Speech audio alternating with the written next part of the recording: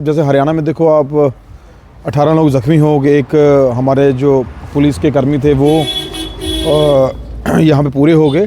लेकिन एडमिनिस्ट्रेशन को ये भी देखना चाहिए, एक तो एग्ज़ाम भी हैं बच्चों के, दूसरा जो उनके सेफ्टी नॉर्म्स हैं क्या वो पूरे ये झूला जो जिन्होंने लगाया है वो करते हैं कि नहीं करते हैं। बस मेरा यही है जो कंसर्न है कि हाँ अगर सेफ्टी नॉर्म्स इनके पूरे हैं तो कोई दिक्कत नहीं है। बाकी अगर टाइमिंग्स का थोड़ा सा दिक्कत है क्योंकि अभी मार्च में एग्ज़ाम्स हैं बच्चों के, तो बच्चों का थोड़ा रुझान ज़्यादा होता है कि हाँ जी झूला मेले में जाना है, तो इसलिए एक बार एडमिनिस्ट्रेशन इस बार दोबारा विचार करें। चाहते हैं एडमिनिस्ट्रेशन तक ये बात पहुंचाना चाहते हैं कि ये झूला लगा है इसकी परमिशन किसने दी है, और जहां पर ये लगा हुआ है क्या वो जगह लगाने वाली है या नहीं है।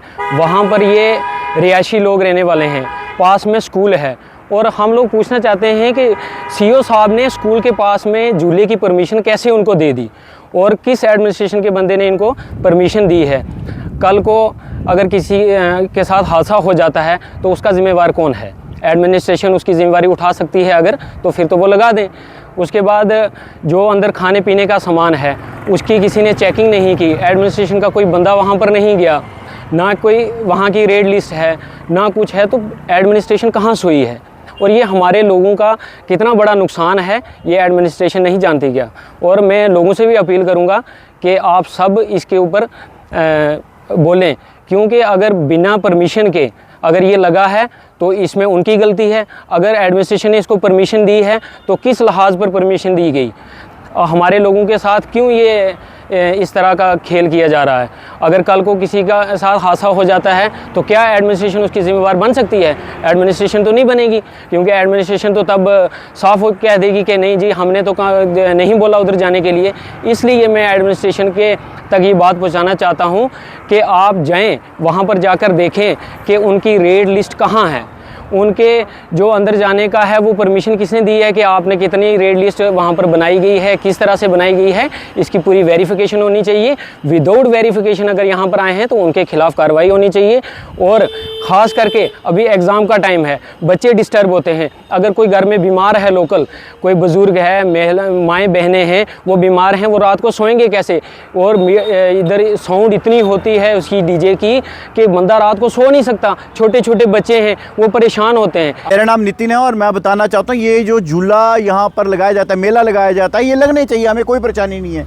लेकिन मैं बता दूं जब पिछली बार यहाँ पे लगाया गया था तो यहाँ पर इनकी परमिशन को कैंसिल कर दिया गया था। वजह ये थी कि यहाँ पर सेफ्टी की कोई भी किसी तरह का कोई पर्पस नहीं था।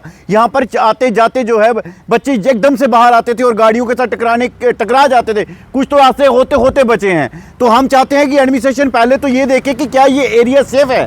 पहले तो ये एरिया ही सेफ नहीं, क्योंकि बिल्कुल हाईवे के साथ लगता हुआ एरिया है और छोटे छोटे बच्चे जब भागते हैं तो कहीं ना कहीं लोगों के लिए प्रॉब्लम बन सकती है। मैं आपको बता दूं हरियाणा में जो एक हादसा बड़ा सामने आया है जिसमें 18 लोगों ने अपनी जो है घायल हैं गंभीर रूप से और एक पुलिसकर्मी ने अपनी जान गंवाई है। तो आप समझे कि अगर सेफ्टी इक्विपमेंट वहाँ पर नहीं है हरियाणा में तो यहाँ पर कितने ही होंगे। यहाँ पर तो मेन हाईवे के साथ ही झूले को लगा दिया गया है, ये सबसे बड़ा कारण है। और मैं इस टाइम पे जो है सीओ हमारे एजुकेशन जो यहाँ पे हैं, मैं उनसे कहना चाहता हूँ कि सीओ साहब आपने कैसे परमिशन दे दी? फिलहाल तो बच्चों के पेपर्स आ रहे हैं मार्च के अंदर, स्टार्टिंग मार्च में ही पेपर स्टार्ट हो जाएंगे। बच्चों ने पढ़ना है या रात को जिद करेंगे कि यहाँ पर ले चलो झूला देखना है हमें, फिर ऐसे जो है पूरी के पूरे बच्चों के एग्ज़ाम डिस्टर्ब हो जाएंगे। दूसरा इनके पास किसी तरह की कोई पार्किंग स्पेस नहीं है। मैं एडमिनिस्ट्रेशन से गुजारिश करता हूं कि ऐसे जो झूले लगाए जाते हैं इनको कहीं साइड पे लगाया जाए, और दूसरा अगर लगाना है तो कहीं साइड पे लगाएं। अदरवाइज ऐसे जो परमिशन आप इनको दे देते हो इनकी परमिशन को कैंसिल करें और झूला यहां से उठाने की कोशिश करें।